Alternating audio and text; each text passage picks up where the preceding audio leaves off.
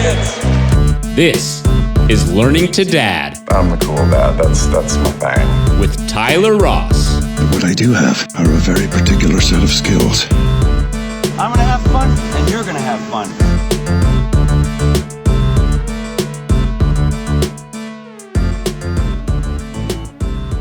Hey, welcome to Learning to Dad with Tyler Ross. I'm Tyler Ross, and I am with Jason Doucette, my professor at Battlefield Jiu Jitsu, my friend for a long time. Yeah. We got tons of stuff we can talk about. Going to VMI, being in the construction business, opening a jiu-jitsu school, one that didn't make it and one that is making it great, one that made it through the pandemic and COVID.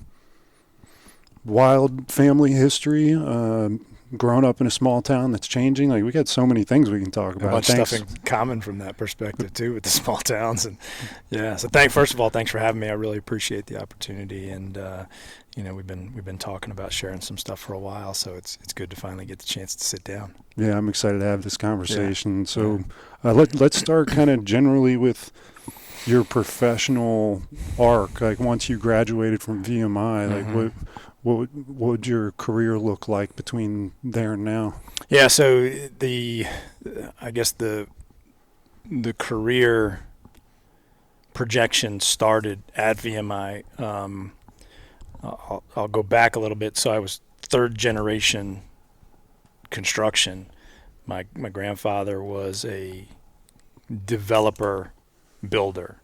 So he would buy the land, subdivide it, get everything developed, roads in. Back then, most everything was ditch line street, right? And develop it and build the houses and sell the houses. And back then, it was the baby boomer coming back from the war, 1,000 to 1,500 square foot home. People would raise 3 to 5 kids stuffed in 3 bedrooms type One deal. bathroom, right? Yeah, exactly. And so my grandfather did that, and self-taught. My father learned how to build houses from my grandfather. He built the house that I grew up in, and then my dad did. And I went to work for my dad after high school. My dad asked me in high school, you thinking about college and all that kind of stuff? And I was like, no, absolutely not. He said, okay, what are you going to do? With a smile on his face. I said, well, I'm going to start working for you and out in the fields and learn the business and take over the business. And he chuckled. And so I started working for him in the field. I did that for a little while. And after work one day, I drove to his office and said, hey, I think I want to go into the military. And he said, well, why do you want to do that? And I said, well, I realize there's some things I need to get some things kind of focused in my life, and then afterwards I'd like to go to college. And he said, well, okay, what are you going to do? I said, well, I think maybe stay in the military, but enlist and then get an education and then become an officer commission. And I didn't even know VMI existed. And he did business with several VMI alumni. And he said, okay, take a couple weeks, think about it. If you decide that's what you want to do, we'll meet up and I'll go with you to the recruiter. I said, okay. So we met up. Nothing had changed on my end, but he had, in the back of his mind from the beginning of that conversation, had planted a seed for him. And he said, what if you could get both? And I said, what do you mean both? He said, what if you could do both at the same time? What if you could get the degree, be in an environment that's helping you get focused and disciplined and things of that nature? You needed all of those things. Oh, I definitely needed all those things. I was a hard worker. I enjoyed the hard work, working out in the field for him and stuff, but it wasn't what I wanted the trajectory of my life to be. And even eventually working into I knew he was going to keep me in the field for a long time. And so kind of reflecting on that construction career path, which, tremendous respect for the people that do it in any capacity. I just decided that wasn't the trajectory I wanted my life to go. Even though I grew up around it and knew so much about it, I decided that wasn't the path that I wanted. And so the more we talked about it, I said, well, that sounds awesome. And he said, okay. So we went down and checked it out. We set up an appointment to go down. I met with a recruiting officer down there, in admissions, and introduced me to what VMI was like. We got in the truck afterwards, and I looked at him. I said, "That's what I'm doing." What was it that was so appealing about that? As a 18-year-old. Well, gosh, at that point in time, I was almost 20 when I showed up at I turned 21 1 month into my rat year. Oh, no kidding. Yeah, so I had 18 and 19-year-olds yelling at me when I was going through the rat line. But I like the intensity of it. I like the fact that the environment, you kind of like if you're trying to be focused on good nutrition.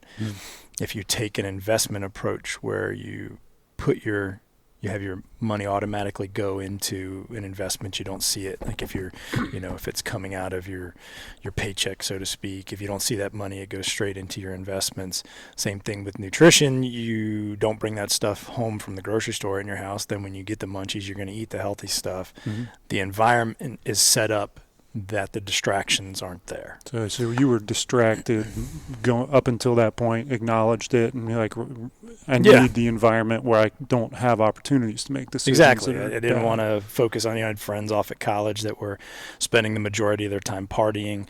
When I was working in construction, I was always looking for where's the fun time, where are the women hanging out type stuff. And back then VMI was single-sex education, and didn't go co-ed until 97, 98 and school year. So I knew that there would be that focus there, and or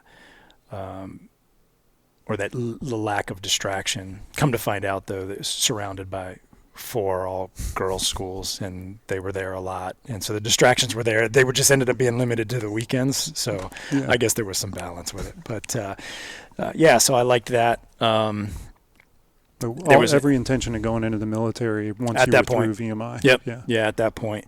And during the course of that time was when I changed my mind.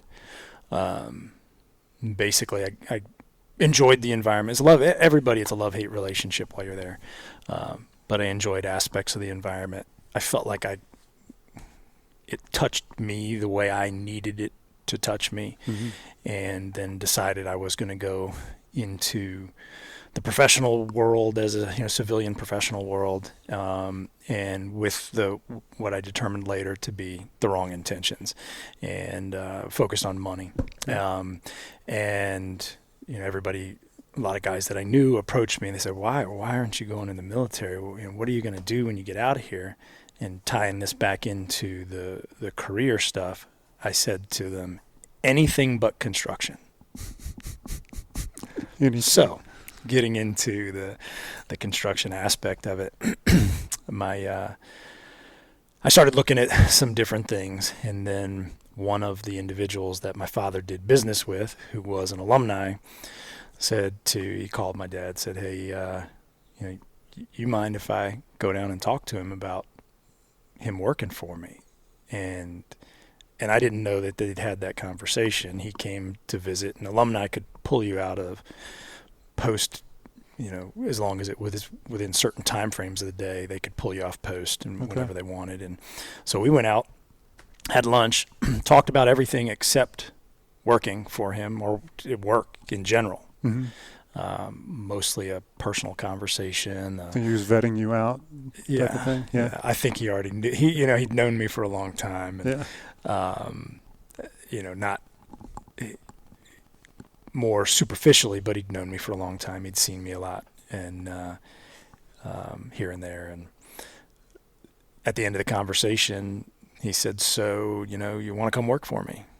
I said, okay. This was another construction job. Anything except construction. Yeah, anything but construction. So here it was a neat opportunity to get into straight out of college. So they had a license on a proprietary bridge system, 3-sided structural arch reinforced bridge system used mostly for secondary road crossings, And in that size range, most things would disturb a stream bed. Right. And this system gave them the opportunity to impact the environment as little as possible compared to other systems. Okay.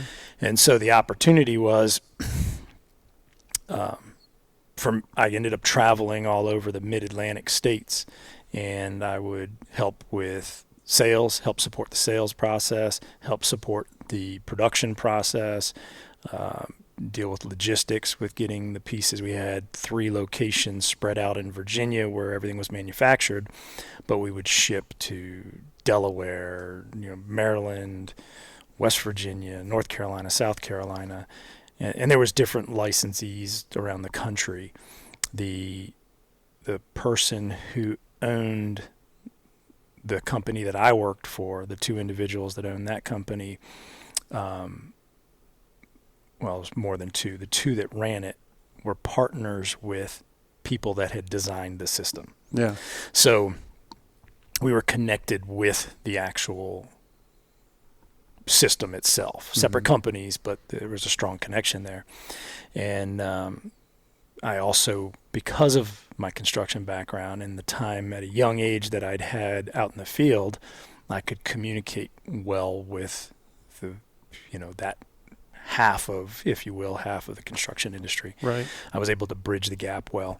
And so I got to travel around and, help oversee the installations and set stuff up, coordinate with the crews and the companies and the crane companies. And so there I was, older, fresh out of college compared to most people. I was 24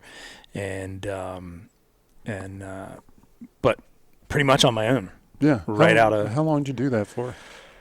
I did that. It was probably 3 years. Okay. And then Did you enjoy that generally? I enjoyed aspects of it. Yeah. I enjoyed showing up in an area, not having seen that location, quickly determining what would be logistically the best way to approach that, working with the company, working with the trucking company, getting the logistics, setting stuff up so we could be as efficient as possible, and rolling in. Nothing's there. Within a few days, something's there, and then I'm headed out to the next thing. So for somebody young like that, it wasn't a grind. Yeah. The grind was the pace and the schedule, not the day-to-day. Yeah. Constantly doing the same thing, sitting at the same desk. I was constantly on the go. I was traveling, meeting people.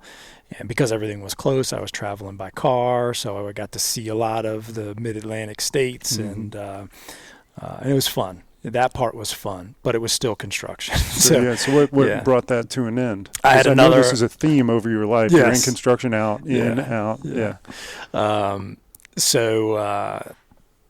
Then I had another alumni contact me, and this one was more, professional shirt and tie, and it just seemed like, okay, I'm sick of construction. I want to head that direction. And I did. I switched over for about a year and didn't like that either. Yeah. Because then you were more, here's your office, you go in. That just doesn't suit me. There's the aspects of construction that I like, and that suits my personality well. And then there's the aspects that I don't like. And I think quickly moving into a more, I don't know if professional is the right word, right? Because you're certainly a professional no matter what you're doing in the construction industry. People become experts in one cog of that wheel breaks and the whole system breaks down.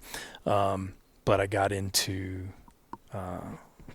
the more shirt and tie professional type thing, and quickly realized it's not for me. So do you wash out, or do you go, screw this, I don't want to do it anymore, and then go find something else, or do you just kind of let the candle fizzle and burn out? At that point in time, it was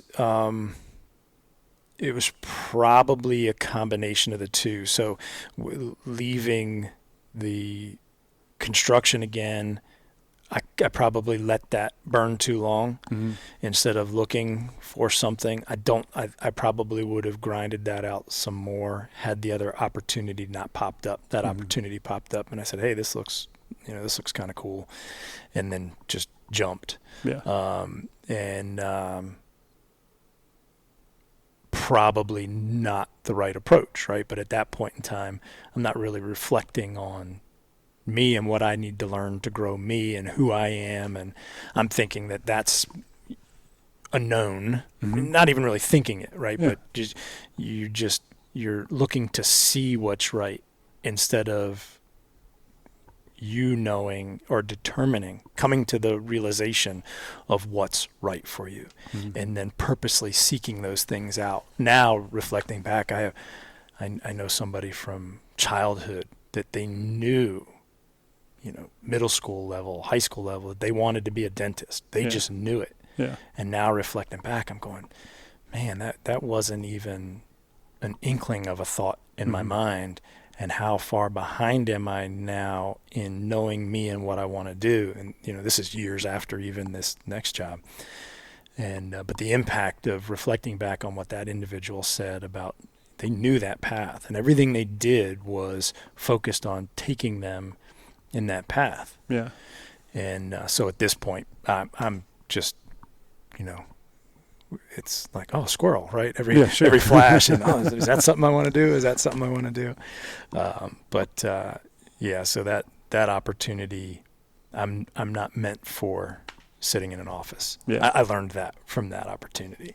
And so then I'm back in construction again. So there was an opportunity to get back into construction, and but you're so far not back in the family business. You're just you're in the business the family's in, but not the family's business. So my father actually sold while I was at VMI. Okay. So that wasn't even an option anymore. So I did go back to construction, this time site construction, which was more what my father did, and became an estimator. Then from there, an operations engineer, then on to project management. And that's probably when I hit the project management level. Well, actually, operations engineering is what really kind of had the biggest impact on me from a construction perspective, and a lasting impression outside the career field for life. So you're starting to get satisfaction in your life as a result of that position? Or you're noticing you're not getting the satisfaction? It still didn't, still not 100% thrilled with construction, but I learned a tremendous amount at that operation engineering opportunity, and it was because of where we were as a company. So at that point in time, I was working for a company called American Infrastructure, and they were the 26th largest heavy civil contractor in the nation. And so they obviously had resources that other companies I'd worked for did not have, and a big part of that was training. And the operations engineering position was an efficiency position. So that kind of touched on things that I was doing when I worked for the bridge company, logistics, how we can coordinate things and plan for things to go as efficient as possible through whatever you were working on at that particular time. And I really enjoyed that. And then within that, there was an individual named Mike Caston. He's we'll call him an efficiencies expert in the construction industry, and among a very small group of people worldwide that had his kind of capabilities, and so they had hired him as an outside consultant, and he was helping the company develop the operations engineers, which were essentially internal consultants. I want to jump concurrently into the history, because you were wrestling at VMI. Were you training throughout this time while you're in construction and traveling, and then kind of settling into this office job? So I was a sporadic wrestler at best, and started when I was young, then jumped out of it and then back into it. And people were involved everybody at VMI is involved in something. And so I was on the team my rat year, and then it eventually ended up playing rugby. But there was enough grappling background that was a reflection point with what eventually led me into jiu-jitsu. Mm-hmm. So during this period of time, I was not that early period of the career. I was not doing jiu-jitsu. So, and it was probably right around that operations engineering position that I started doing jiu-jitsu, actually. That filled a void that wasn't being filled at that time. I'd started going to the gym a lot, and I'm a small-framed person, and walked around then about 170 pounds, and I'd got into weightlifting, and I'd bulked up for me a lot. I was over 200 pounds. And, were you really? Yeah. Wow. Yeah, I was. And being small-framed, it looked a lot bigger than it actually was. You saw me next to a 200-pound person, and you're like, oh, he's just an average dude. But then, if I was at the beach or something, I had this tiny little waist and a V-shaped back, and then I looked jacked. But then I put a shirt on, and I didn't. So, but I felt miserable from a perspective of how my body moved, and I did reflect back on it. And again, I was not a good wrestler. I was physical. I was, I had athletic capability, but from a technical perspective, definitely not a good wrestler. But I was reflecting back on that time, and I remember thinking, because when I was at VMI, I was about 175 when I got there, and I was down to about 150 during that season. And I didn't start. I was third string if I was lucky. But I remember thinking that in a physical confrontation, that 150-pound self would wipe the ground with the 200-plus pound self. Mm-hmm. And so I wasn't happy with how I felt from what can I do perspective with my body. And so I literally just stopped. I was like, I'm not going to the gym ever again. And I said, I'm going to get back into that kind of shape. And jiu-jitsu was gaining in popularity. What time is this? That time frame is late 1999. So when was UFC 1? Was that early 93. 93. Yeah. Okay. So I started training 99-ish. Were you doing late 99. Muay Thai up until that point? No, I didn't start doing Muay Thai until 2003 or 2004. Mm-hmm. Yeah. And then 2002. Yeah, 2002 time frame. 2002, 2003 time frame. I feel like your work life benefited from your martial arts training. Well, it depends. So and that's a good way to segue back in. So with the operations engineering position, I ended up the business unit that I was at in Virginia. They had business units in multiple states, and we did everything. The company, not our business unit, but the company did everything from major highway projects, major bridges, residential development, commercial development, not the development aspect, but the site development, the site contracting work. And we were struggling at this particular business unit. So that gentleman that they brought in, they brought him in and had him focus on our business unit for a while. So they'd taken all of us operations engineers, got us trained, and people had gone out to start actually working with the different teams to help them become more efficient. They sent him to work with our business unit because I had the training. They said, okay, from now until we say done, you're glued to his hip. So in addition to going through the, 4 months worth of training daily with him, now I'm glued to the hip of this expert and seeing how he does things and how he looks at things. And so during that time, I started helping teams, and what was going on with the teams that I was helping kind of caught the attention of the owner of the company. Mm-hmm. And next thing I know, the owner of the company's and I barely interacted with this guy. He's moving me into a project management position. Yeah, and this isn't necessarily like manifestation of your stated career goals. This is just kind of the forces of the universe funneling you towards that. Yeah. This is me blowing with the wind. Yeah. And it just so happened to, at this point in time, it was a good wind. Mm-hmm. And so I started utilizing the things that I was doing with him. I ended up glued to his hip for 11 months or so. So then when they moved me into the project management position, I started doing the things that I learned from him. Mm-hmm. He was a mentor of sorts. Yeah, and unintentional mentor, but a life-changing mentor at that. And so I started applying what I learned exactly how I learned it. And it coincided with what we were taught when he was brought in to make us all internal consultants.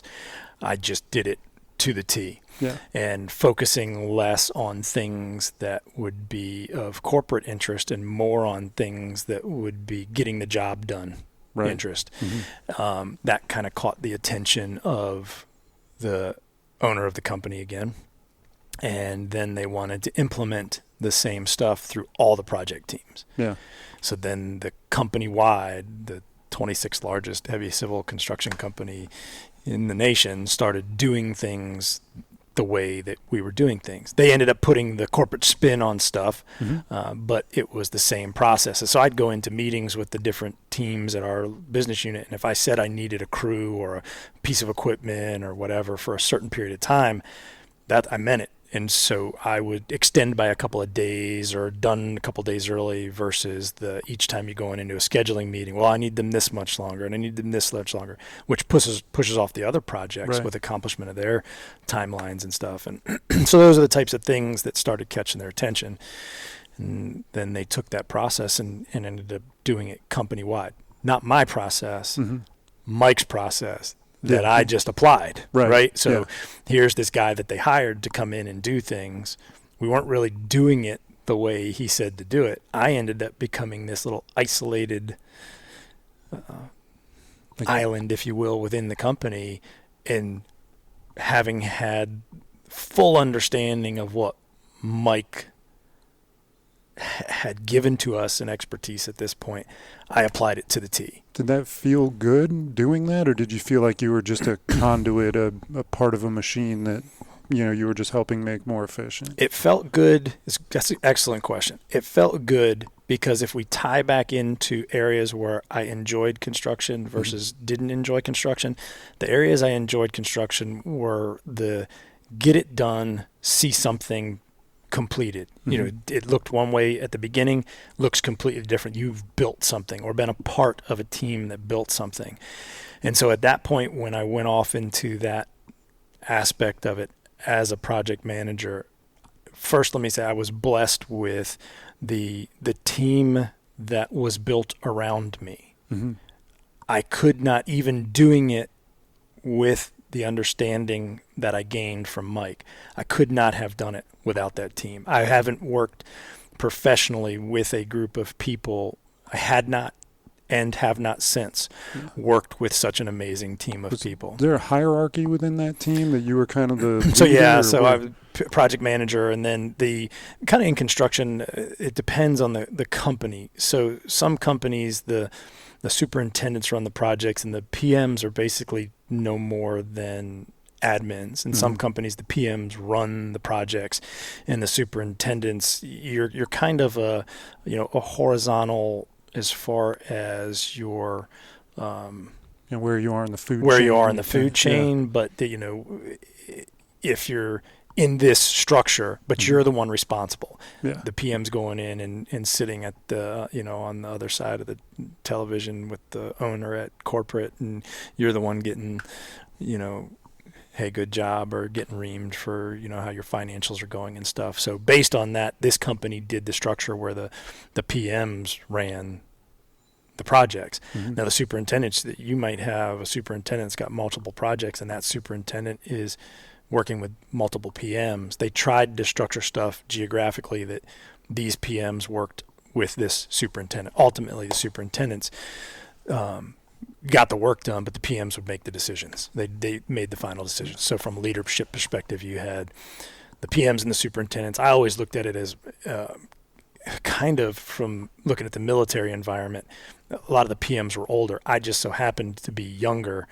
But I looked at it as, you're a young lieutenant or a young captain, and you've got this, gritty sergeant that's been doing things forever, truly knows the military better than you do, knows the right answers.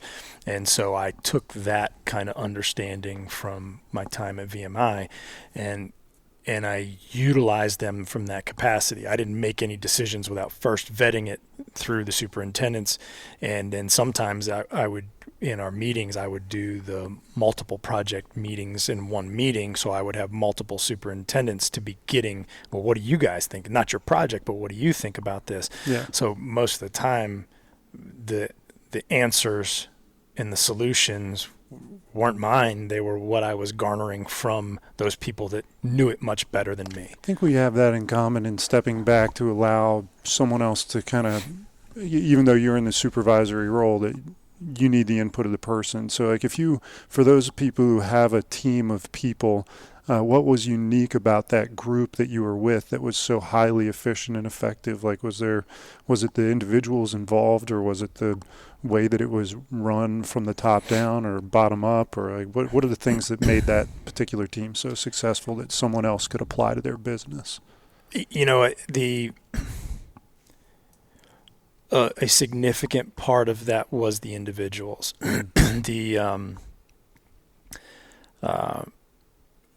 I like to say that it was them.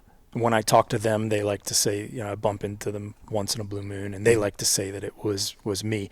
I think everybody on that team was for everybody on that team. Pulling on the same rope. Yep. And, and everybody took their part and made it their part. Mm-hmm. And, so you had that commitment to each individual role that made the commitment to the whole just fall into place. Yeah. And so if I set up a system of how to track things to make them more efficient, people would just get right on board with it. And if somebody's, utilizing their expertise in their realm, mostly coming from the field in that capacity from the superintendents and the foremen, and we all saw the value in it. Nobody fought it. Mm-hmm. We just would embrace the things. But then there's sometimes, coming from any direction, we might say, well, that didn't work as well as we thought. And we very quickly would analyze it and either tweak it or move on from it to something else. It just, to answer your question, I think you have to take in from those who know their areas best. And some of it was a lot of self-awareness. Yeah, a lot of self-awareness and a lot of ego check, right? Mm-hmm. So some of it was you had these young people working for us that were fresh out of college, but technologically speaking, super advanced to what us older, and I'm saying older, but these superintendents, a lot of these guys were, 20 years older than me. And then we had these people fresh out of college who just knew they were whizzes at technology. Well, the construction industry has become very technologically advanced, how the equipment is operated. And, now you get degrees in how to run this stuff. Now it's not just a couple of handles anymore. No. It's all, there's computers in the equipment. GPS for shooting, you'll set you'll have a point that sets your project, and then everything's done from GPS. So you have to know how to run that. So we leaned heavily on, we realized the weakness in us, and leaned on these young people that could essentially teach us. Did the larger company follow that lead? Because you had this team that was able to be nimble like that, but did the whole company see that team's success and then start behaving that same way? That's what led to it being dispersed throughout the entire company. Gotcha. Yeah. Okay. Now again, anytime something like that happens, they put the company twist on it, and I think to an extent that it's like bureaucracy at that point, and Sure. a lot of times that gets in the way of efficiency. But it definitely had an impact corporate wide. It wasn't because of us. You know, we're I'd like to pat myself on the back, but the reality is any team that had operated the way we operated as a team and embraced the information, the knowledge that we had been given. Yeah. You know, I got that knowledge. I got this team. They said, oh, yeah, that's great. We just executed, and bringing it back to jiu-jitsu. It's like I tell you guys a lot with jiu-jitsu. I didn't figure this out. I'm just listening to the guy that proved to me that it worked. Yeah. And then I do it that way. Now, there's things you tweak over time. You find cool setups and stuff like that. But for the most part, we just did what we were told. They saw the value, and then it ended up spreading throughout the entire organization. I think more than anything, you know, if I have to look back on that, it was an opportunity to demonstrate the reason why the organization hired Mike. It proved Mike right. If we have to boil it down, Mike's the brain. Yep. They saw the value in Mike, brought him in, worked at getting his way of doing things out throughout the company. Contagious. But then just the natural, our business unit struggling, Mike being assigned to the business unit, me being assigned to Mike's hip, and then getting promoted. It gave us an island to execute precisely the way he taught us to execute. Yeah. And that proved his concepts. That's the best way I can explain it. It wasn't anything special about us. So to answer your question, how could any organization do that? It's really, if you see the value in something that works, everybody has to commit to it in its purest form to see the benefit. You might say, oh, well, we tweak it a little bit this way and make it even better for what we do, but you have to give it that try. And I had a team that everybody was committed to giving it a try. If you had one or another person kind of fighting that process, it could have been completely different. So for me, I chalk it up to, I was blessed to have the opportunity to spend the time I did with Mike, and I was super blessed to have the team that just so happened to be assigned to me. Did you have to cultivate that within the team, or they were just the good fortune of the role is that you had a bunch of open-minded, self-aware people that were willing to try something new? Well, not a lot of them were open-minded at first, and some of them will tell you that, you know, a lot of times, you know, especially in construction, guys that have done things a certain way for 30 years, you come in and you tell them to start doing it different, and their initial reaction is to push back. Yeah. How do you overcome that if I'm running my business and I got a bunch of stubborn people and I'm trying to apply something new? Did you some technique or idea that you could express that would help them change their mind? So that takes me back to when I was doing the operations engineering, and two things helped me there. The commitment to the details in showing them that it was right, in showing them that it worked. And some of that was done with video. I would video the crew and then show them where their inefficiencies were. Yeah. And then take those inefficiencies out and chop the video together and say, if you do it like this, this is how fast you get it done. That's probably not a lot of people are doing stuff like that. Well, that That's was, pretty again, clever. stuff that Mike introduced from his years of doing this type of work. And so then combine that with the time that I had spent in the field with my father. Fast forward to this point in time, some of the guys that I was standing next to in a ditch are now running their own crews. That in those years of me going off to college and then working for the bridge company and then being an estimator and then getting into that operations engineering role, I'm revisiting these guys, 15 years later, 13 to 15 years later, and now here they're foremen running their own crews. So there was already a connection to the point where they still, give me the side eye about whether it was going to work or not. But then at the end of the meeting, they go, all right, Jason, I'll give it a try. Yeah. And so a lot of it, again, a blessing there, guys that were like, that's not going to work. And then some of the guys going, all right, for you, I'll give it a try. And I think that having that ability to communicate both from a field perspective and an office perspective, and bridge that gap helped me a lot. So this is about the point where you are getting married and having a kid. Close. So Yeah. Where were you in your devotion to your professional life when you met Dane's mom? I was spending all my time either at work or doing jiu-jitsu by that point. Mm-hmm. So jiu-jitsu became a 5 to 6 day a week thing for me. And at that point had started training Muay Thai. Mm-hmm. So that the transition there was started jiu-jitsu. And then because I already had some grappling capability, the jiu-jitsu came quick.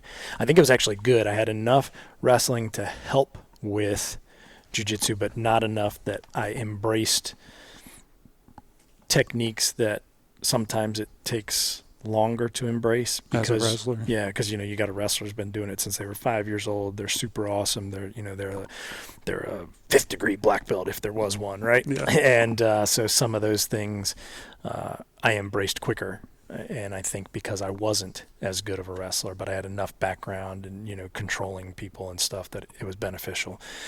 From there, a bunch of the guys I was training with, the instructor I was training under was an undefeated pro MMA fighter, and MMA much different back then. I remember watching videos of him with the cage. It was literally a chain link fence wrapped around, an elevated platform to the point where the chain link, it was like raw chain link, and people their foot would slip out and get hooked, and the chain link would stab into their foot, and they couldn't pull their foot back out. Yes. So he was doing it when it was really, like Fight Club style. Yeah. And so a bunch of the guys kept saying, you need to fight, you need to fight. And I hadn't done any striking since I was a kid, little bit of Taekwondo. And so that instructor, a gentleman by the name of Chad LeBrun, he, I don't even know how they made the connection, but he had, Ricardo, a friend of his, was coming in and teaching, and he had a significant background in Muay Thai. And then another gentleman, Doug Esposito, who trained under Doug at the time, had a Muay Thai background. And so primarily I started training under Doug with the Muay Thai, and then would supplement that with Ricardo when Chad would have him come to visit. And then a gentleman named Jeff Ruth, who's up here in Northern Virginia, who was pretty accomplished striker in his own right. And then that's what led me to MMA. And I met Dane's mom right after my fight in 2005, my first fight. So you had fights before being married and after being married? Yeah. So before being married and after being, I guess one of them was before divorce.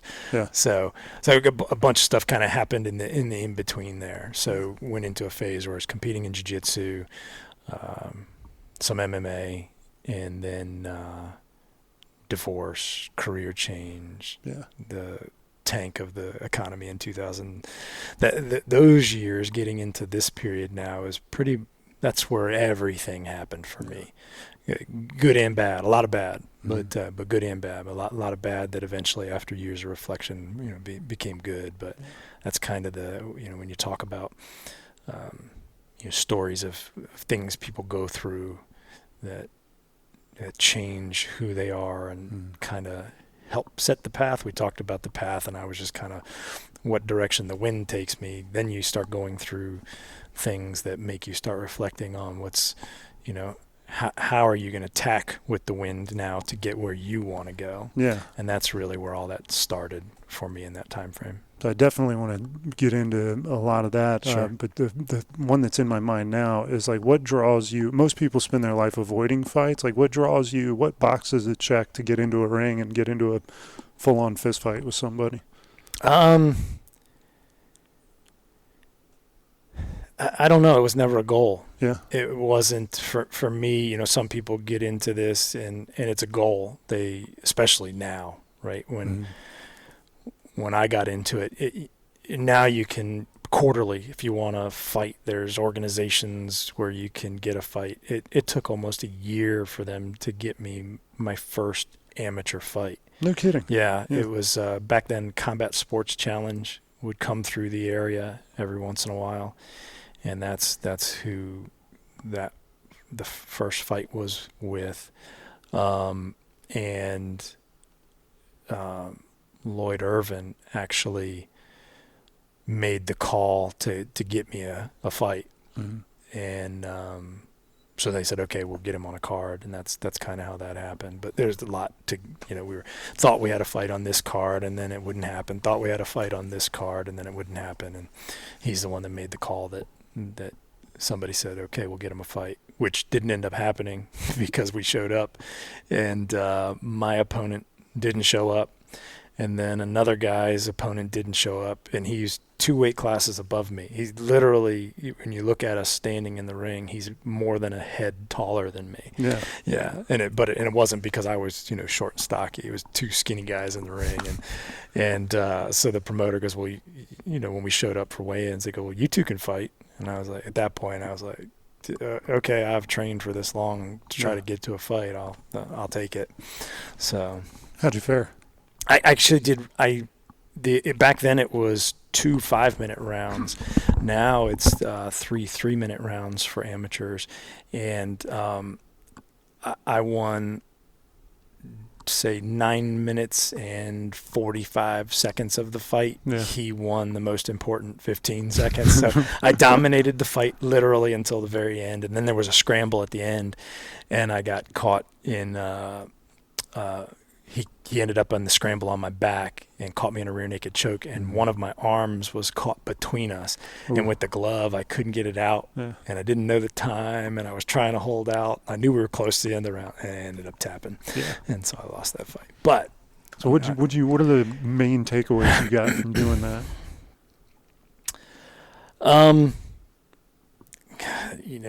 Probably an unpopular sentiment in 2021, but I think for men, for boys, probably adolescent age range, I think it's good for keeping you in check. And again, this has nothing to do with the MMA aspect of it, but I think it's good for a younger male to get punched in the face. I really do. I think that it keeps you not figuratively, just taking a close fist to the face. Taking, you take some. I think it's important to know there's repercussions for your actions, and males learn that different than females do. And while like most of us, you wish that there never has to be that. But at the same time, males, I believe, need to know their capacity to do that. And also that if we need to understand the results, positive or negative. And I think it keeps your ego in check to some extent, even if you do well. You think a lot of times as, guys think that, 10 foot tall and bulletproof, right? And this helps you, and not just, MMA, jiu-jitsu, any kind of, combative art like that. It helps you keep in perspective that you're not, There's a weird dichotomy that I'm experiencing where it's like, all right, my dentist and a sound engineer come in here and have me in a position where I'm in their complete control. I tap out and I feel better. Yeah. Like knowing that these guys can whoop me at their leisure makes me feel more confident. It's kind of bizarre in that way. It is. It gives you a measurement, and jiu-jitsu constantly gives you that measurement where you can assess, especially if it's people you train with regularly, you can assess where you are, your measuring stick to theirs. How am I progressing against that person? And based on what I'm learning, how am I seeing them progress? Where am I starting to, because there's so many different areas, right? Where am I starting to catch up to them? Where am I maybe even starting to pull ahead of them in an area, and evaluate as a whole where or how you need to grow to make more progress. And it's, sometimes you surpass an individual. Sometimes your growth, in most cases, your growth then continues to push them forward. And so you do end up celebrating that. You get excited for your friend who, they catch you a bunch of times, but you get to the point where, you'll chuckle a lot of times after, I know what you were doing there, much, right? Yeah. So, and people wouldn't think that would be the case looking at it from the outside. There's a lot of talk going on around the problem with hierarchies, but in jiu-jitsu, I find that your place in the hierarchy is so clear.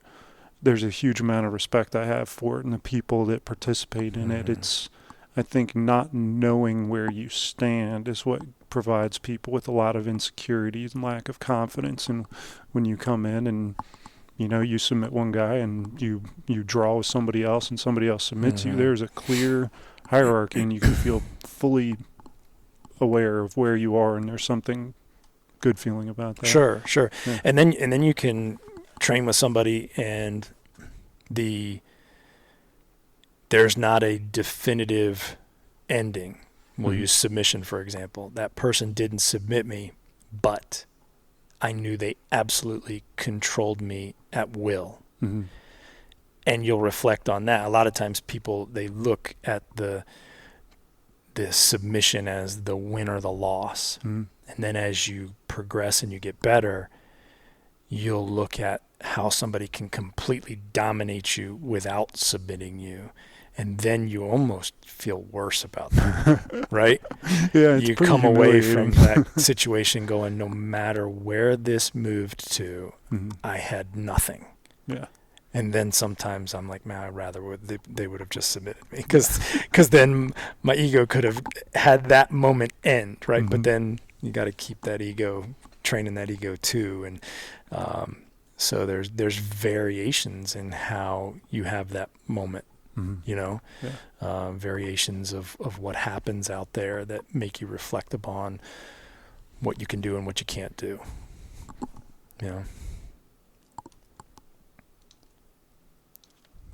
Okay. I want to take a super hard pivot. Yeah, we've spent a lot of time talking about the early career stuff, and Or trying to figure out how to phrase this. I think a lot of people will get a lot of benefit out of the answer to the question I want to ask. Sure. And it's, how do you have a conversation with your child about their mom dying? That is a hard pivot, isn't it? Yeah. So, maybe give us some backstory too for people that are listening. Sure. It's not unique because people's parents die all the time when they're kids. Anybody that ever has to face that, like, sharing experiences has to be important. Sure. So Dane and Dane's mom and I met, and instantly we just got along, had a lot of fun together, and things were good. Got married, Dane was born, and then over time you'll find that maybe somebody's not right for you, and we had determined that, and went our separate ways. I'll say the long and the short of it, you could spend a lot of time hashing through various things. I think that we both had growth to do as individuals, which, there's a constant theme there. I didn't know what I wanted to do, the career-wise, things kind of long and the short of it, as I didn't really know what I needed to be looking for in a partner in life.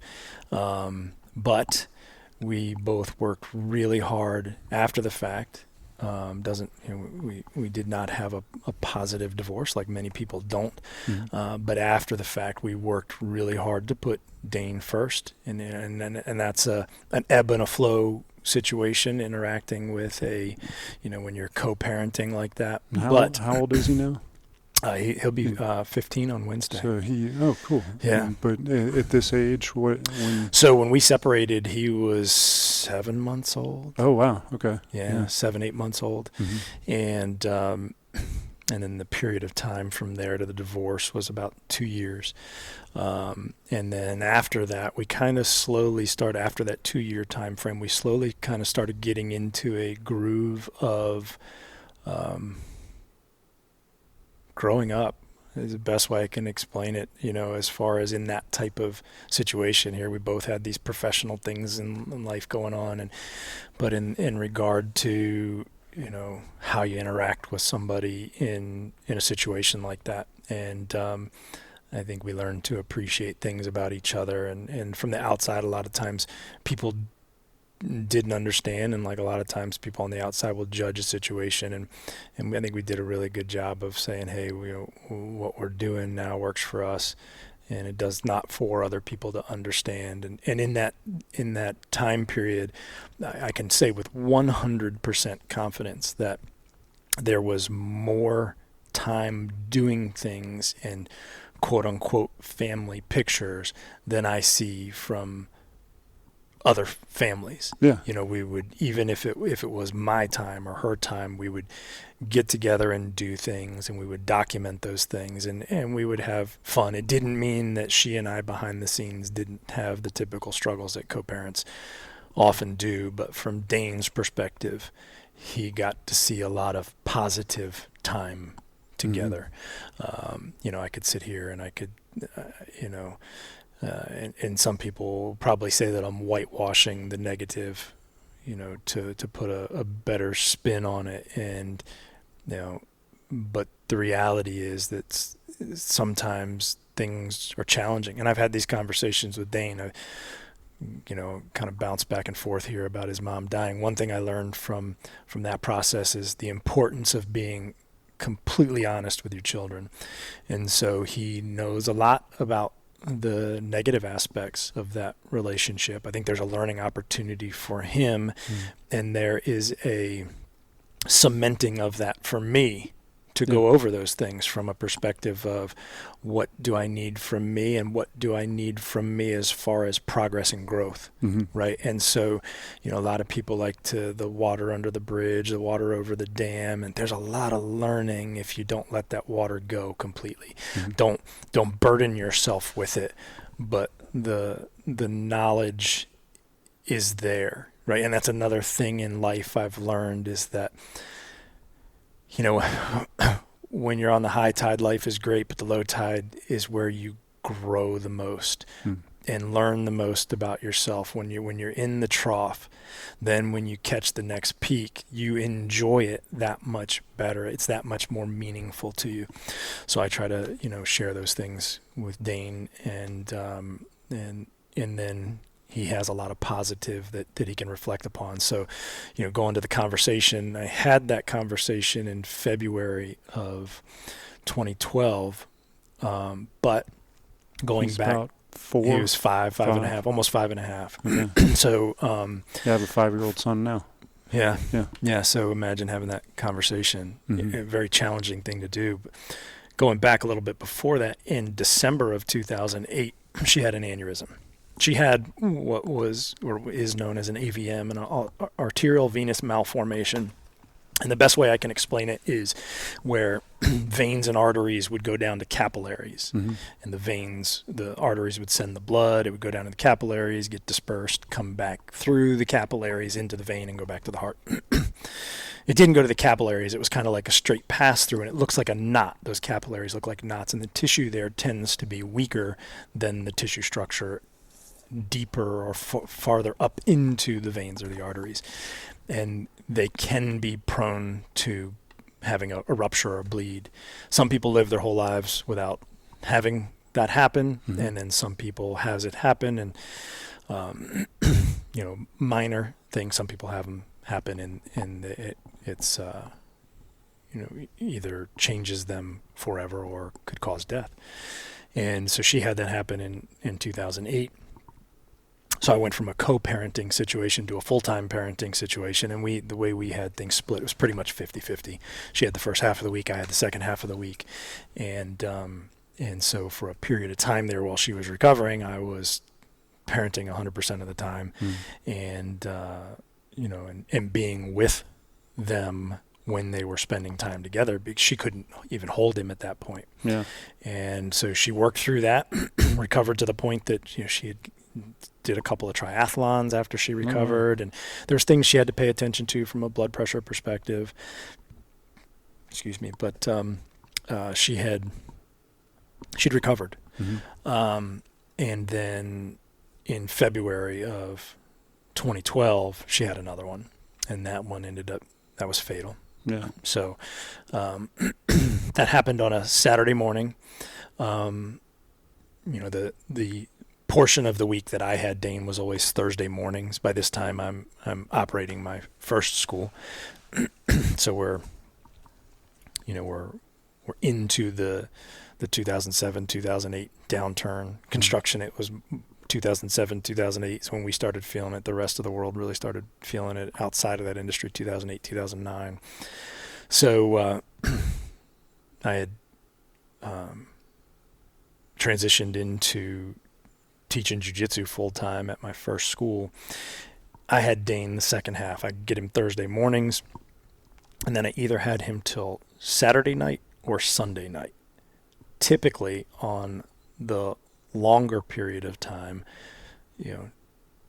as to be expected with a mom, she would start yearning to be with her child. And so it was not uncommon for us to get together on that Saturday to do something, go for a hike, do whatever. And usually about the time I was cleaning up the mats after Saturday morning training, I'd get a phone call from her, And so that Saturday I'm training, I hear the phone ringing, assuming that it's her. And so I'll finish mopping the mats, and sure enough, it was her. And actually, can't remember if the first message was her sister or not.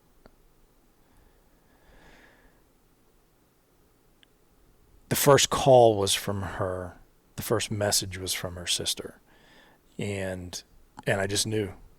And then before I talked to anybody, I just started driving to the hospital. And she had another bleed. And by the time I got to the hospital, she could barely see me. I was standing there and holding her hand. She's holding my hand, and she couldn't see me well. So it was starting to impact, a lot of the functions of her body. And we stayed there, talked to her. That particular day, weather made for a ceiling that they couldn't fly, medevac. And so we loaded up in an ambulance and headed to Fairfax. And then over the course of that transport, things went south. And where's Dane at this point? At this point in time, my mother would watch Dane for both of us. So if I was unavailable and she had to do something for work, my mom would watch him. If I had him and she was unavailable, my mom would watch him. So at this point in time, he's with her. So we got to the hospital. I rode in the ambulance. I don't even know how I got back to my vehicle, but somehow I ended up back at my vehicle, spending the next several days at the hospital. And to get to the point of having the conversation, once somebody gets to a point where they're intubated, there's a period of time, if in that situation, it was evaluating whether she was brain dead or not. They have to go through a period of time when there's a bleed. The bleed occurs for a period of time, and then you have a period of time where you assess the damage, and it's like a 72-hour mark. And I don't know all the details about how all that is managed. I just knew the time frame. And once we got there, they informed us of that. And understandably, the doctors and the nurses, they keep saying things like, well, we have to wait and see. We have to. But eventually, I pulled the doctor aside and I said, you and I need to go somewhere and talk. And I said to him, we have a 5-year-old together. And I said, I understand why you guys handle this the way that you do, but I have to prepare to have a conversation, and you have to help me prepare for that now, not in 72 hours. As I need this time to prepare, and I'm either going to have a conversation that's, hey, mom's sick, but she's going to be okay. Mom's sick and she's going to be different, or you're never going to see your mother again. And, we were a day and a half into it at this point, and he looked at me and said, you need to prepare to tell your son he's never going to see his mother again. So, at that point, I go into, holy crap, how am I going to have this conversation? You got a 5-year-old, they don't communicate, they don't like we do. Right. They don't understand terminology the way we do. They don't understand systems and functions and stuff like that the way we do. And I didn't know what I was going to do. Didn't know what to think. I did have the opportunity that they had several, psychologists that associated with the hospital that they sent in to talk to you. Various doctors came in to talk to me, and a couple of things kind of rang true through that, and did afterwards too, which we can get into with people that I knew that suddenly came out of the woodwork that had lost a parent that I never knew. I knew the people, but I'd never known they lost a parent. And the importance of telling the truth. You got to tell them the truth. And you can't say things like mom fell asleep and didn't wake up, because then he's going to be terrified to go to sleep, or mom got sick, because then every time he gets sick, or anybody gets sick, he's going to feel an anxiety towards loss. And so how do I explain this? And they kept saying, you'll figure it out, you'll find a way. And then so that happened over the course of the next day or so. And then I left the hospital one evening, and it was the evening before she was going to be removed from life support. And something just hit me that I had to have the conversation before that. And the family, her family had decided that was going to be the option. And I still, when I left the hospital, had no clue. And you're talking a 45-minute ride back to the house to get to him. And I literally, I prayed the entire drive. And when I pulled in the driveway, still had no clue how I was going to present that to him. And walked in the house, got him, went off to a room where I could sit and talk with him, and told him, hey, he hadn't asked. It was weird because he would ask regularly on his time with me to talk to his mom, or if he was with his mom, he would ask to talk to me. And so we did a lot of phone calls every day. There was phone calls back and forth to spend time, so he could get a chance to talk to the other person. And I kept, because I was at the hospital so long, I kept asking my mom, is he asking about her? Is he asking me? She's like, no, it's weird. He hasn't asked one time. And the second I walked through the door, knowing I was going home to talk to him about this, literally the second he put eyes on me, he wanted to talk about his mom. Yeah. And so I said, well, buddy, let's go over here. I want to talk about mom.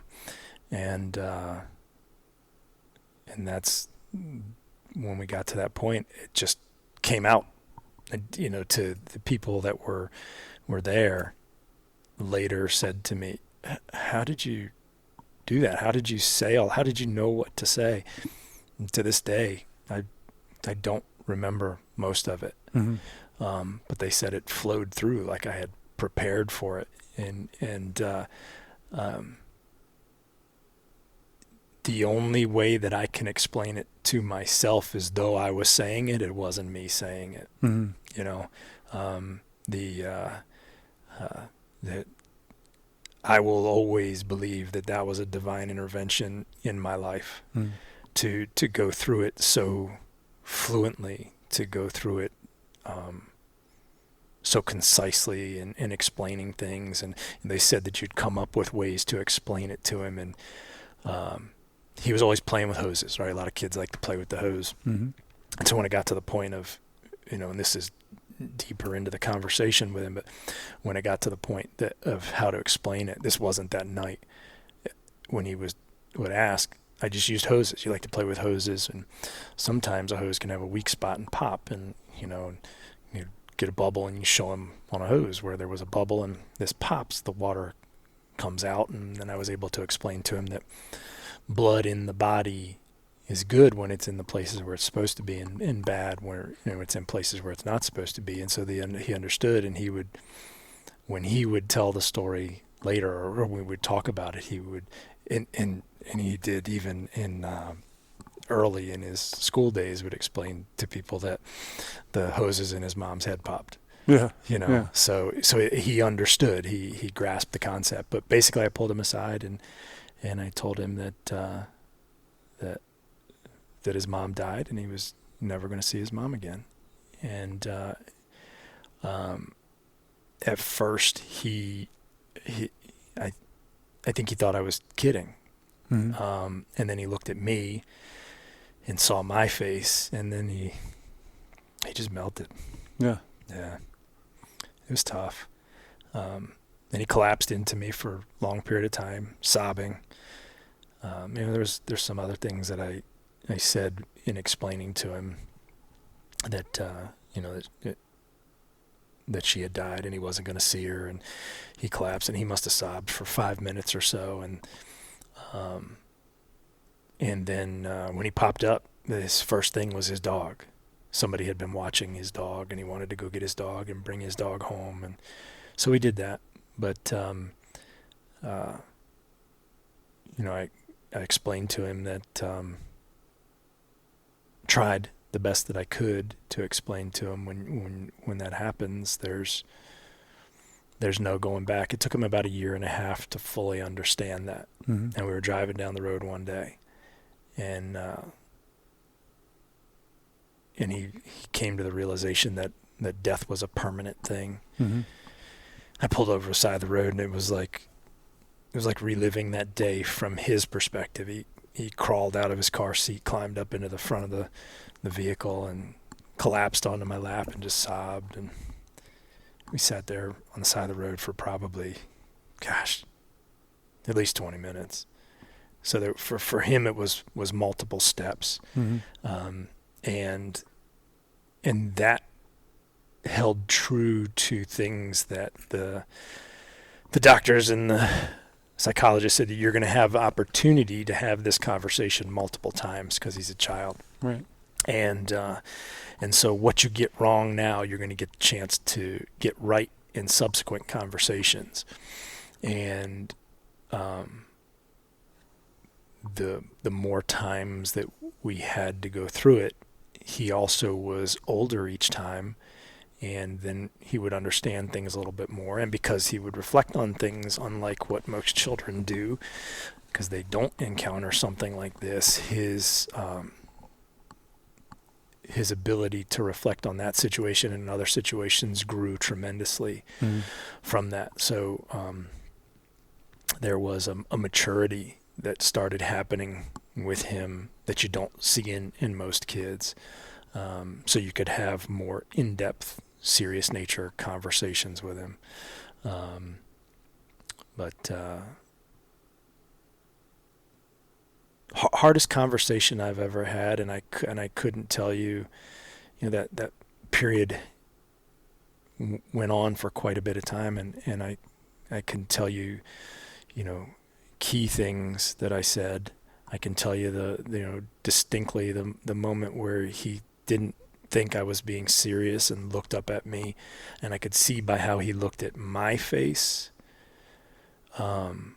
He looked down at a point when I was explaining it to him, and I could tell something about it was hitting him. Mm-hmm. There was a confusion, but a permanence to how he was reflecting, and I started getting choked up. And And I don't know if he perceived that as maybe I was teasing him, and looked up with a smile on his face, expecting to see something that it wasn't true. You know, gosh, can you imagine a horrible thing to do to a kid kidding around?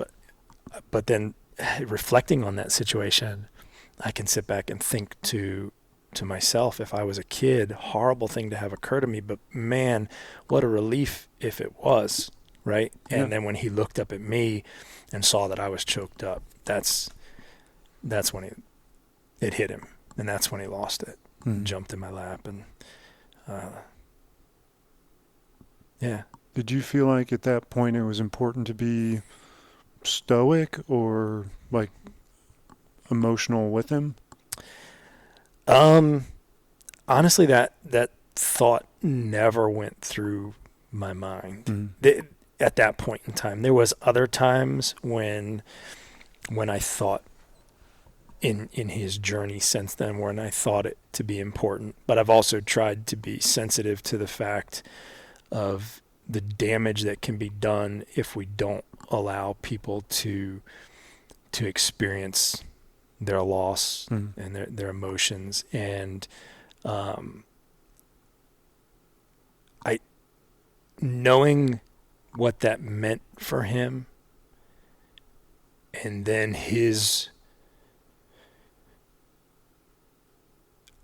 just knowing what that meant for him, and being the one to have to deliver it to him, I couldn't control myself at that point. You know, I was fighting it back, trying to minimize it as much as possible, and then when he lost it, I lost it. The moving forward, so here's an interesting twist to this situation. My grandfather lost his mother when he was 8 years old, and the situation was a very negative experience for my grandfather, not just the loss. So back then it was the influenza, early 1900s, and a lot of the people were being hauled away in horse and carriage, horse and buggy type situation. Yeah.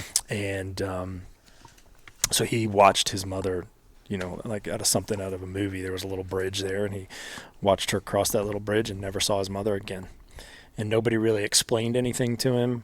My grandfather, he was one of 5 or 6 at the time, and the youngest. My great-grandfather remarried, had another 5 or 6 kids, and the way the story is told to me, that the new wife never really embraced the other kids. Him being the youngest at 8 years old, some of his siblings were already grown up. So there, some of them not needing a mother and certainly not looking for a replacement, whereas my grandfather at 8 still needed that, to some capacity. And I'm sure very much wanting it, wanting his mom back. So I'd had preparation without knowing it was preparation. And then seeing how that turned out, and how the negative aspects of that not only affected my grandfather, but then how that affected what became his immediate family. And he was not prepared for life the way somebody would be with a loving, nurturing mother. And my grandfather worked all the time. One of those situations will always, especially with that many kids, you're working constantly to support that family. And so he didn't really have much of a male role model or female role model. And my dad's family suffered that fate. And there was some pretty significant abuse that my father grew up with, extreme physical abuse and abandonment and things of that nature. So, we talked a lot about third generation construction. There was, paints a rosy picture almost, but there was a lot of negative in that situation. Thank God my father didn't continue. My father broke that cycle. My father had an extremely loving mother, and it wasn't that my grandfather was all horrible, but a good amount of him was. A good amount of him was not a good person. And but he had a very, very loving mother that was that will say made up that difference. That's great. Kind of a great introduction and segue into the present time. Yeah. But before I jump to that, I want to ask you, for the benefit of others, if you were to counsel someone that said, hey, I have to go have a conversation, I have to go have this conversation with my kid, like what's a piece of advice that, you know, you share an elevator with the person and you just say, you know, here's my... You know, I think it goes beyond just that conversation. I think it's important that kids know the truth. I think that if we try to sugarcoat things, it creates false understandings of situations. If we try to avoid things, it leaves them to figure it out on their own. And I didn't want my son to end up like my grandfather. Mm-hmm. So telling him the truth, having the conversations regularly with my grandfather, everybody abandoned the conversation. Nobody wanted to talk about it. The new wife didn't want to talk about it. And then, you know, she very well could have been a great woman. I don't know. And I can't judge her or, but my grandfather needed more, and whether maybe she didn't know how to provide it. Maybe she tried and he didn't perceive it that way. There's a, you know, fast forwarding, interesting dynamic with blended families, but you got to tell them the truth. You can't avoid the topic. You have to prepare them. Life is full of adversity. We talk about it on the jiu-jitsu mats, right? And the adversity you go through on the mats can help you with adversity in life. And I talk to the kids a lot about that, and intentionally, this is gonna maybe seem horrible, but a lot of times I use Dane's situation when I'm talking to the kids for two reasons: to help kids understand adversity happens. No matter how much we've got things lined up to go well for ourselves, life is going to punch you in the face at some point. And the better prepared we are, the better we will handle those situations. And then I'll use that example with Dane sitting there, you know, in varying degrees, various ways of utilizing it. Because my goal through this whole thing was that I didn't want Dane to be crippled by it the way that my grandfather was. I wanted it to be a trough that he got the full understanding and growth potential from the situation, so that when he's in his next peak, or when he's in a peak of life, that it is an asset and not a liability. So I talk about it regularly, definitely more at times than he wanted to. And I'll tie that into all the people that started coming forward that shared with me that they had lost a parent. One of the things they said was everybody avoided talking about it because they thought they were protecting me. But what they did had the opposite effect. They didn't have the pictures out. They didn't. So every single one of them, 100%, pictures, make her visible and talk about her all the time. So I did. And the best way to explain it was I wanted Dane to get to the point where, figuratively, he had a scrapbook on a shelf. And when the emotions came to him that he wanted to experience that, dive into it at that moment, that he could, that it could be positive, negative, happy, sad, whatever it was, live in that moment. And then when he was ready, close it, put it back on the shelf, knowing that it was always going to be there for him and that he could move on it from it at that moment and get back into what he's doing in life and not have it be something that he needed a crutch in some capacity to help him carry on. I wanted it to be at a young age, however we could accomplish it at a young age, when an adult rationalizes about losing a parent. The pain isn't gone, but you can rationalize it. You can stop, have your moment, and then after that moment's gone, we're back into our day-to-day life because we have to, right? We have to move forward. So talk about her a lot. Got pictures all over his room of her.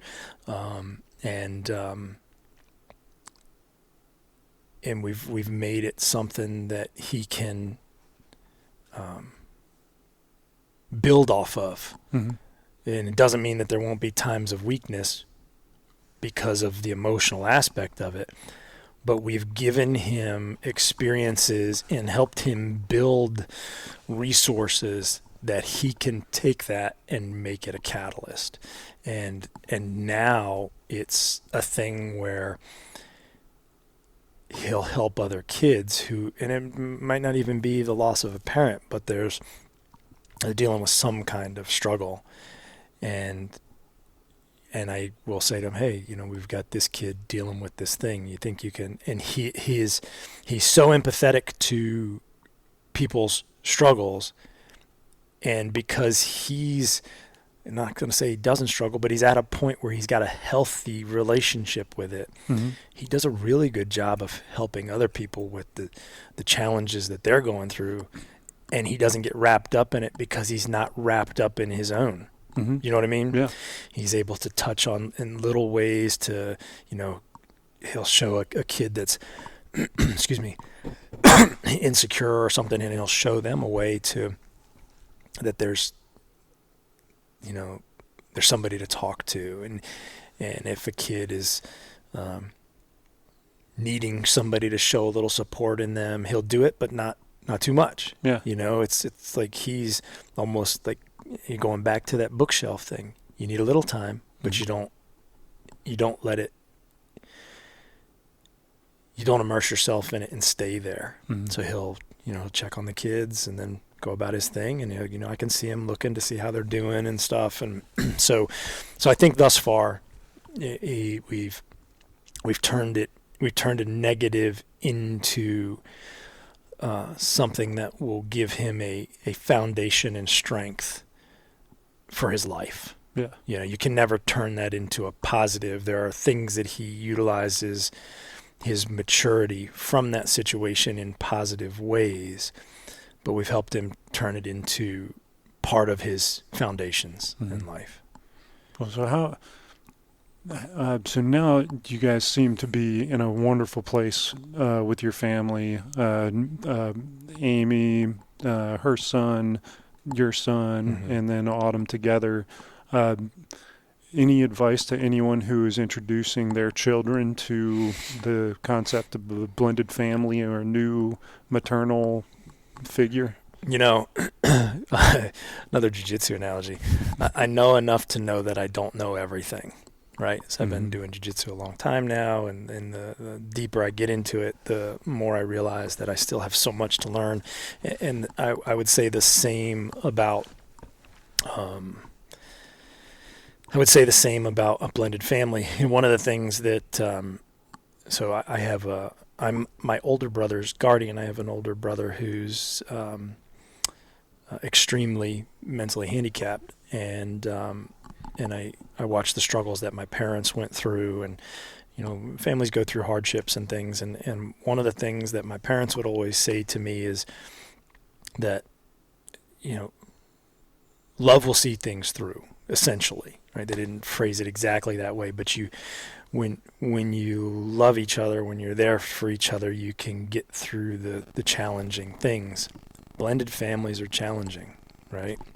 And we have certainly not been what you see in other families, but I love my wife. We love the kids. The being for each other helps you get through those challenging times. You have different parents and somewhat different parenting styles because you've had time with your child mm-hmm. and coming up with your ways of doing things, and the other person's had time with their child coming up with ways of doing things that works for them, and now all of a sudden we're blending that together. And it's not just the parents looking at each other going, well, I kind of do it this way. The kids are also looking at you confused, right? Yeah. Well, I'm used to this. So there's a period of transition there where you have to say, well, the affection for each other is you keep that love and commitment there, and you find the way. I don't necessarily say that everybody could do this aspect, but one of the big things for us that I believe really helped was you had there was a separation, even regardless of the effort. It was two distinct families, right? Yeah. Two Okay. distinct two-person families. And then Autumn coming along made a connection to everybody. Yeah. It's Amy's biological daughter, my biological daughter, Dane's biological sister, Colson's biological sister, and that really anchored everybody together. Yeah. It is now a family that is completely tied together in some way, and I think that helped. Like, kind of, you can't really do that Creates if you a got permanency. It did. Yeah. It really did. I think anybody who's been in a relationship can say that relationships are hard. My father said at my sister's wedding that when he gave his little father of the bride speech, that people change, and you have to be prepared to fall in love with that person every time they change. And about every 5 years, you're going to be looking at a different person. And he reflected that story to the growth of him and my mom and the challenges that they've been through, and how they committed to always loving each other. And as they grew and became, they met, I think my mom was 14. They started dating when she was, they're at high school. No kidding. And been together 55 years. Married 55 years, been together for 60 years. And so there's, if you stay committed to that capacity, I'm not trying to say that everybody needs to put up with certain things that aren't good, but life's challenging. You're going to face adversity. Marriages face adversity. Families face adversity. And if you lead with that love, a lot of times the answers reveal themselves. The solutions reveal themselves. And sometimes that takes time. Sometimes that's right away. So my advice to people in blending a family is, don't get so hung up on perfection. If you know that's where you want to be, it's challenging enough for two people. It's challenging enough for two people, the husband and the wife. And now you've got these additional personalities that don't have the advantage of starting from day one and learning and growing within that dynamic of how you two set it up. So now you're trying to create that dynamic that fits more personalities and adapt to a way that fits more personalities. And I think if you look at each person with that type of affection, you'll find the way. And that way might change in a week's time. You might come to the realization that, man, I need to change me here and now for this aspect to take us another step forward. And it's steps a lot of times. It's not, there's no distinct, if you do X, you'll get the result Y. You look at more that approach of you becoming a new and different person every day. You don't see it on a daily basis, but 5 years from now, you see it. Yeah. And so if you're committed to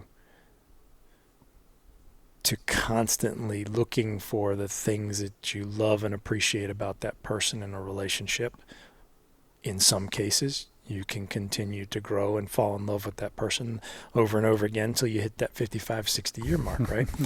And same holds true with the kids. And, we've had to, Amy and I have had to look at things from a perspective of a father typically takes a certain type of approach with kids, and a mother takes another approach.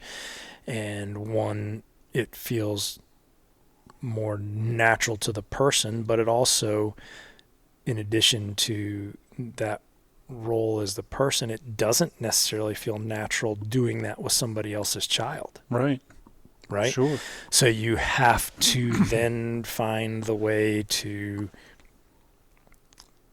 to do that with that child. And that only comes from the action of doing. With your child, it's natural, right? And there's always exceptions, right? Not every person that has a child has the same, but the majority of people, you hold your own child in your arms, and that instant you change. That very first child that you hold in your arms, you're changed as a person, especially as a man, especially with a daughter, right? We both have daughters. Yeah. I changed in a different way when Autumn was born than I did when Dane was born. Well, when it's somebody else's child, that's one of the reasons that we require our kids' coaches to have children of their own, because you change in how you look at all children, but it's still not the same as you do with your biological child. So in a blending family perspective, the emotion, the desire is there automatically. In a blended family situation, it's more the action comes first.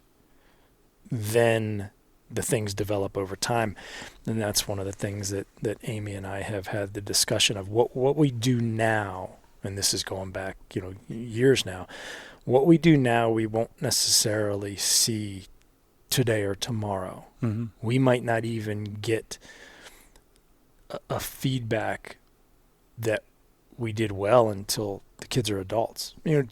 Talking about the boys, right? The Autumn, different situation, but talking about the boys, we might never get that feedback. It might feel uncomfortable for my stepson to say something because he might feel like he's betraying his father. And so all I might get that says, hey, I did a good job or a bad job, might be a little sign.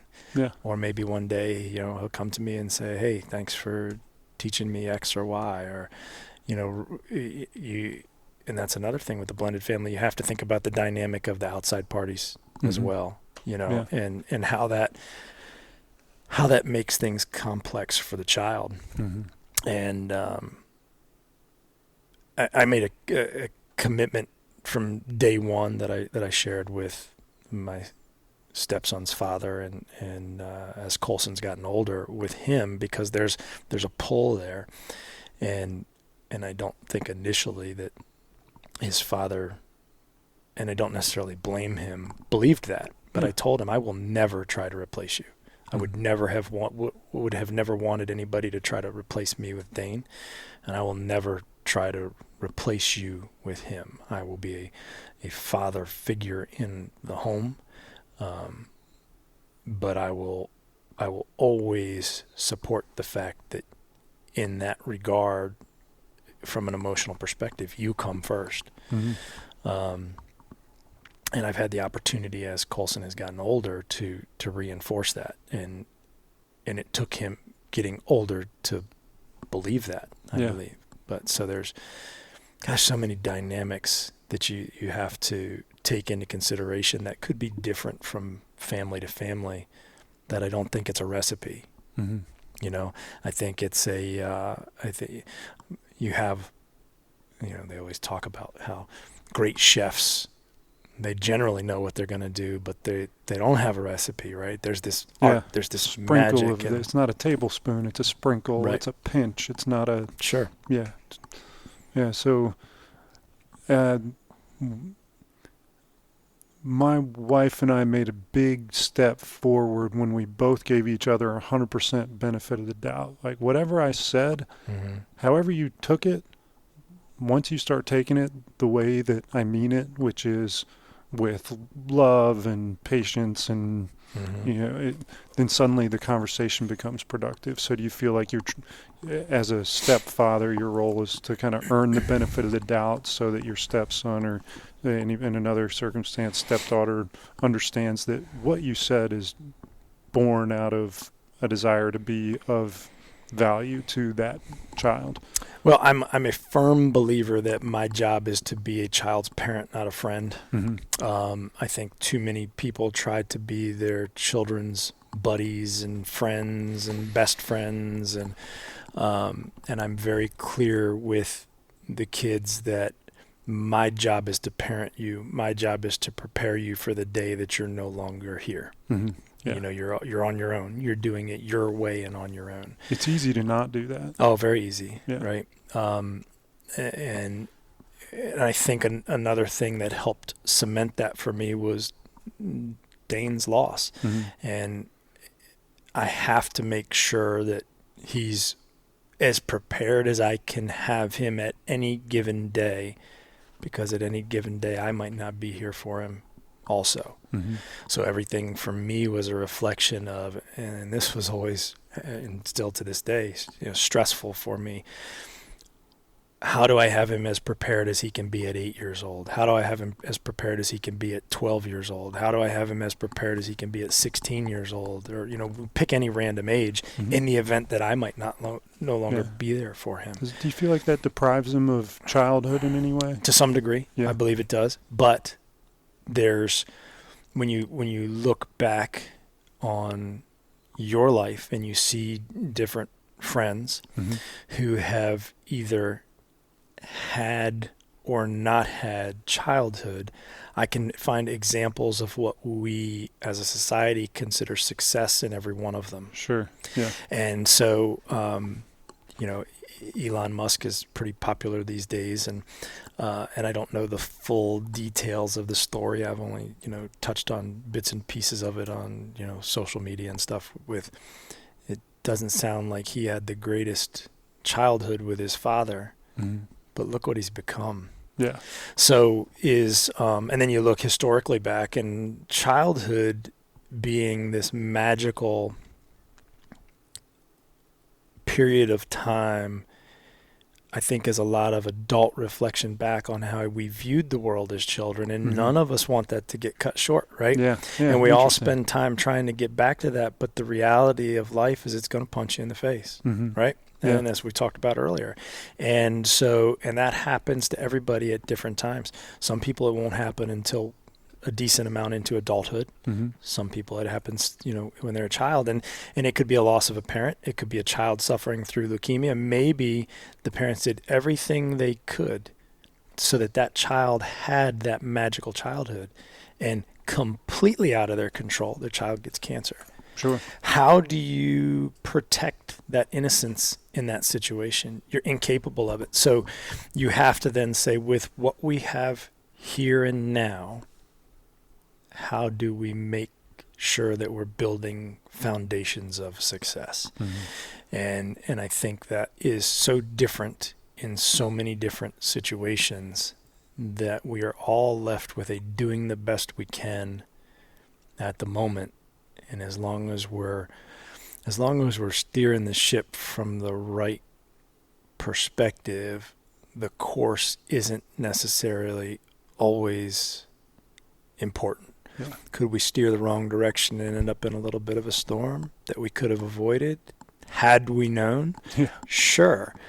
But we know the storms are coming. If there was a right way, there'd be a handbook and everyone would read it, and then everything would be done and over. Yeah. Yeah.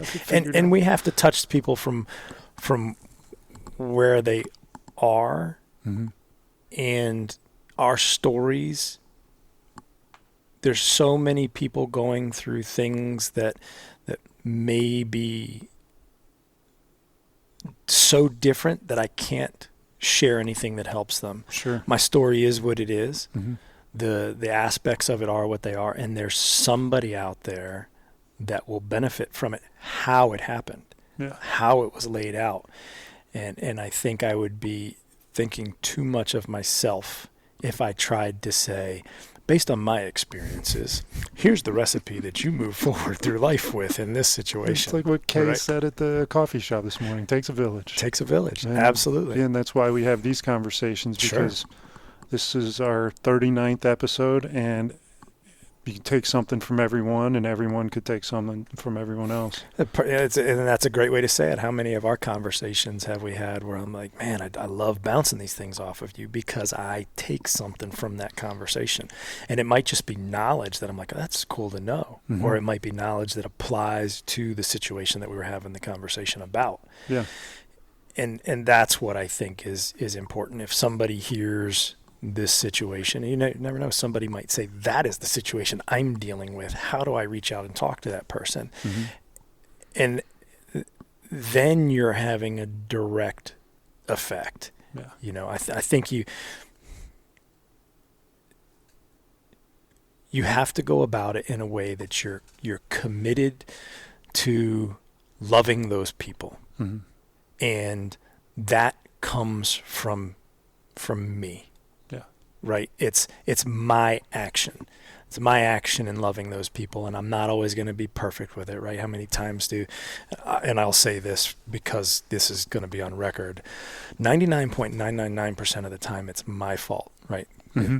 Yeah. In my marriage. Yeah. And that just hopefully just got me really good brownie points with my wife. So, but you're going to be wrong. They're going to be wrong. If everybody's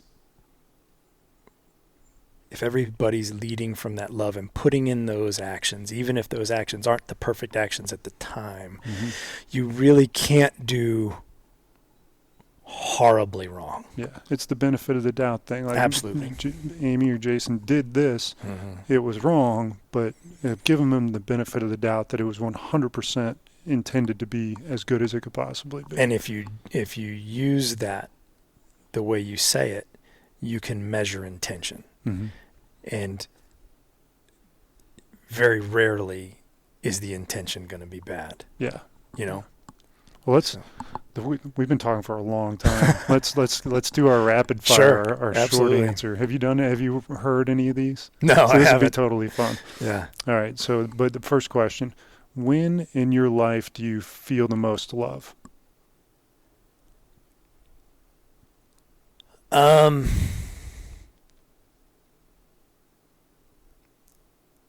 When in my life do I feel the most love? For me, the hugs. Yeah. That's the, you know, I can come up with examples of times where I've been in a situation and I can see somebody observing it and looking at how they're viewing me and say that person loves me. Or on the flip side, if I'm, you know, watching Dane and I'm experiencing love from the perspective of giving it, you know, in something that he's doing, or, you know, looking at my wife in a certain way. But it's at the moment where that physical connection happens. And it's different types of love, right? The way you love your children, the way you love your wife, the way you love your friends. And I think that, you know, jiu-jitsu people, we're always hugging each other. And from somebody outside, it's got to be weird, right? Yeah. You're constantly hugging each other. It's one of all my the time. favorite parts. It's one of my favorite parts too, you Yeah. know, and I think that, you know, and there's a love aspect. You develop an affection for the people that you're on the mats with.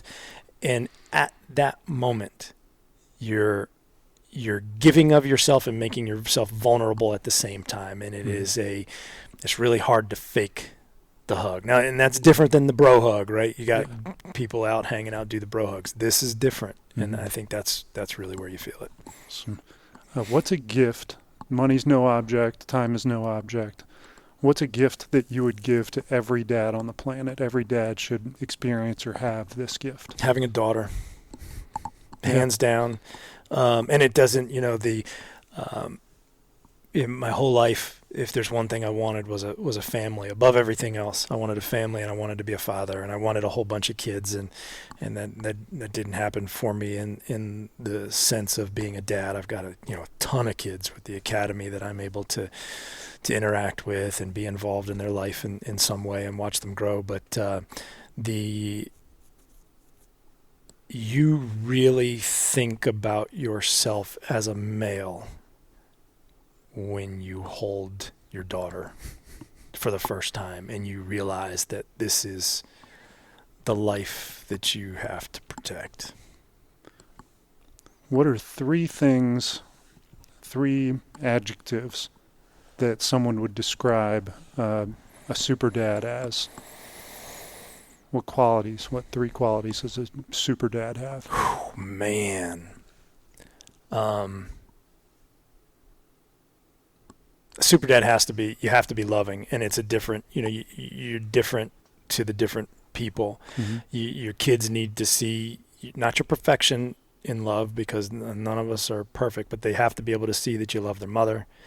You have to they have to see and feel that you love them, and they have to see and feel how you love, or how you are in that manner towards the community, right? Mm-hmm. They need to see those different things because they're all important. Love them. And this is one that, right, life's a journey. I'll preface this. You got to be in the process of developing more patience. And in some ways you'll have it, and in some ways you might not. Mm-hmm. God bless the Father that has patience in every way. That's not me. And I don't know the exact word to describe this. You have to be the spectator. Your kid has to know that you're their fan, but still their dad, right? So we talked about, my job is not to be your friend. I don't believe, my job is to be your parent, but that child, and that's different than love. You can completely love a child. So maybe it's supportive, but not, it's different than saying that, you want to do this, I support you and do that. That's easy. Yeah. But your child, you have to be supportively engaged. Present. Close. Well, yeah, but it's got to be an engagement, right? I know nothing about lacrosse. I'm learning to love the sport. I always liked it when I watched it. I know nothing about it.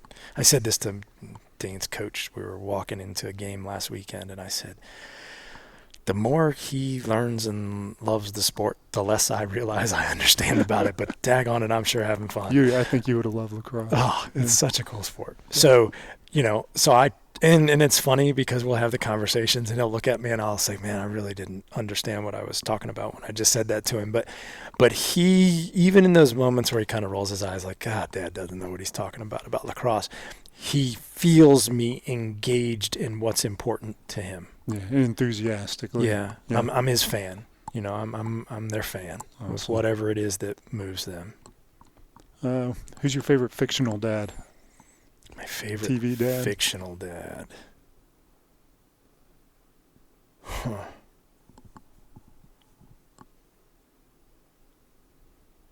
Can't be Bill Cosby. No, it's not. And that's funny. Have you ever read the book Iron John? No. I just started listening to it, and it's talking about men now, modern men versus men historically, and they talk about the sitcom dad and how it was a big transition away from the role men are intended to play in life, and he used Cosby as an example, and kind of a lot of the sitcom dads are bumbling idiots, and they're always screwing things up, and so just from that perspective, I can think of more what I would say would be male role models. I can think back to a movie I saw years ago. I was probably 12 or 13, a movie Windwalker, and it's a lot of Native American in setting, and it's more the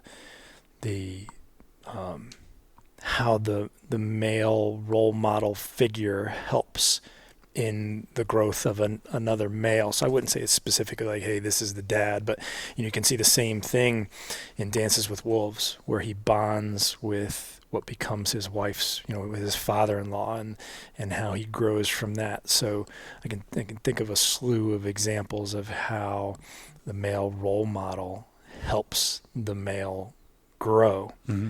And that's a lot about what that book talks about. How the male role models, how the males in a group, we call it a tribe, or how that influences helps grow. Iron John. Iron John. Yeah, it's a pretty cool book so far. The billboard question. You're on 66 going 80 miles an hour, and you have a billboard that you've rented, and on that billboard is the one piece of advice you would give to every dad on the planet. But you got to be able to read it as you're blowing by it fast, so you only get a couple of words. It's got to fit on a billboard. Don't waste what's left. I like it. All right, this will be my last question. We have so many things that we could have talked about, but super grateful for the time. Absolutely. I know I've learned a lot, and I hope that somebody gets tremendous value out of our conversation. So this is recorded. It'll last forever, as far as we know. Yeah. So you get to leave a message to your kids or, their kids or great-great-great-grandchildren. You'll be far gone. What's something that is something you'd like to pass along to generations of Doucettes? It's important for my kids that they know that I love them. And to them, this isn't going to be a surprise because I make it a point to daily that they understand it, that they feel it, that they know it in their head, and they feel it in their heart. And I believe in them, and I want them to manifest what it is they want to the best of their capability. Find out, what it is that is their snapshot of success.